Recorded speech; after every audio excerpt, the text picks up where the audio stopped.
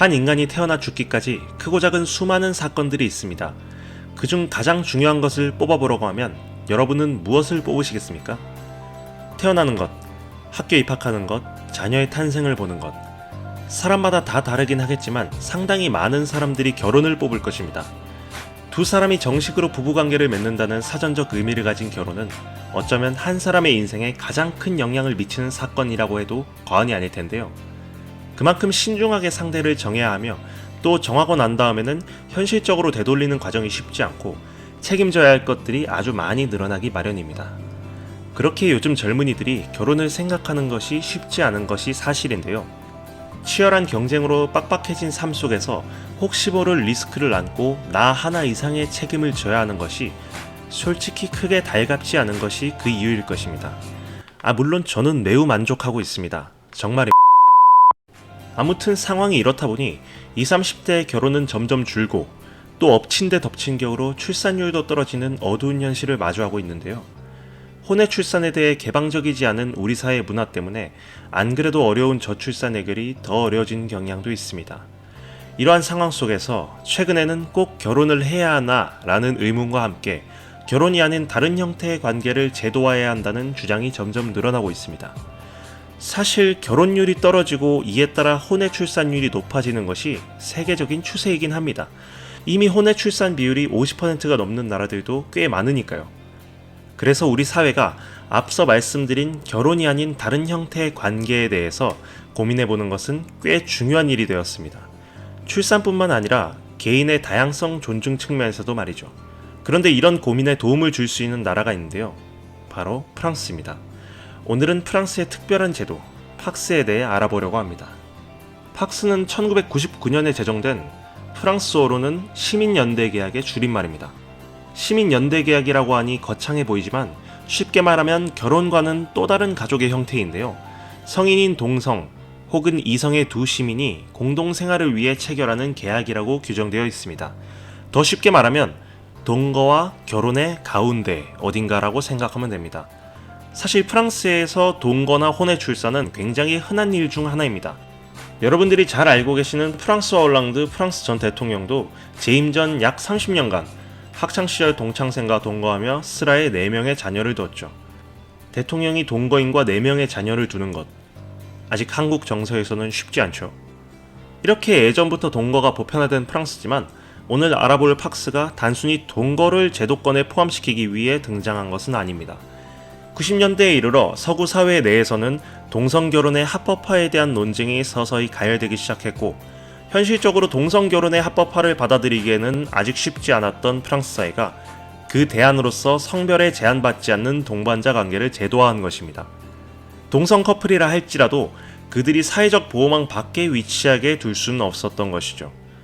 팍스와 같은 동성 커플의 지위를 보장하기 위한 제도적 대응은 다른 나라에서도 찾아볼 수 있습니다. 노르웨이, 스웨덴, 아일랜드 같은 나라들도 프랑스의 팍스와 비슷한 시민결합 제도를 가지고 있었는데요. 모두 동성결혼의 합법화 이후 해당 제도들을 폐지했습니다. 물론 팍스가 오로지 동성 커플을 위한 제도는 아니었습니다. 60, 70년대를 거치며 기하급수적으로 증가한 동거만 하는 이성 커플을 위한 것이기도 했으니까요. 실제로 프랑스 통계청에 따르면 팍스 도입 직후인 1999년에도 동성 커플의 비중이 42%에 불과하기도 했습니다. 팍스란 제도 자체가 결혼을 통한 기존의 전통적인 부부가 아닌 다른 형태의 관계를 보장하는 종합 패키지라고 볼 수 있는 것이죠. 이렇게 성소수자에 대한 인정과 전통적인 가족 개념의 변화를 둘러싼 논쟁은 1999년 팍스의 제정으로 이어졌습니다. 그렇다면 팍스를 체결한 두 당사자 간에는 어떤 권리와 의무들이 부여될까요? 일단 팍스는 거의 모든 권리와 의무 정도에서 동거와 결혼 사이 정도를 보장받습니다. 먼저 휴가의 나라, 프랑스답게 결혼 커플의 경우 두 사람이 동시에 휴가를 쓸 수 있는 권리가 있는데요. 동거 커플은 이런 동시 휴가권이 없는 반면에 팍스 커플은 결혼 커플과 똑같은 권리를 가집니다. 또 프랑스 소득세의 경우 결혼 커플은 소득세를 공동 납부하여 절세 혜택을 볼 수 있습니다. 이것도 동거는 각자 소득세를 내야 하지만 팍스는 결혼과 같이 절세 혜택을 볼 수 있습니다. 실업수당, 건강보험과 같은 사회보장 혜택마저도 결혼처럼 두 사람 공동으로 적용받을 수 있는데요. 이는 팍스 관계의 두 사람이 서로에 대한 부양의 의무가 있다고 여기기 때문입니다. 그렇기 때문에 반대로 내가 실업을 했어도 파트너가 안정적인 소득이 있다면 내가 실업급여를 받을 수 없게 되기도 합니다. 의무에 대한 얘기를 조금 더 해보자면 팍스 커플은 계약 기간 중 생활비에 대해서도 공동의 의무가 있습니다. 그리고 그 생활비로 인해 부채가 생길 경우 그 부채에 대한 책임도 공동으로 집니다. 결혼과 같은 점이죠. 그렇지만 팍스가 모든 면에서 결혼과 동등한 적용을 받는 것은 아닙니다. 결혼한 커플이 이혼한 경우 결혼 생활 중 취득한 재산에 대해 어느 한쪽이 일방적으로 처분할 수 없는 것에 비해 팍스는 계약 기간 중 취득한 재산에 대해 특별한 취득 당시의 조건이 없는 한 각자 절반씩 자유롭게 처분할 수 있습니다. 재산권의 측면에서 결혼보다 약한 구속력을 가지고 있는 것이죠. 또 파트너의 사망 시 팍스는 재산에 대한 온전한 상속권이 없으며 유족연금도 받을 수 없다는 점 또한 결혼과는 다른 점입니다. 자녀의 경우는 어떨까요? 결혼한 커플에게 자녀가 생긴다면 아버지에게 즉시 친권이 성립되지만 팍스 커플의 아버지는 본인이 아기의 아버지임을 증명할 수 있어야 친권이 성립됩니다.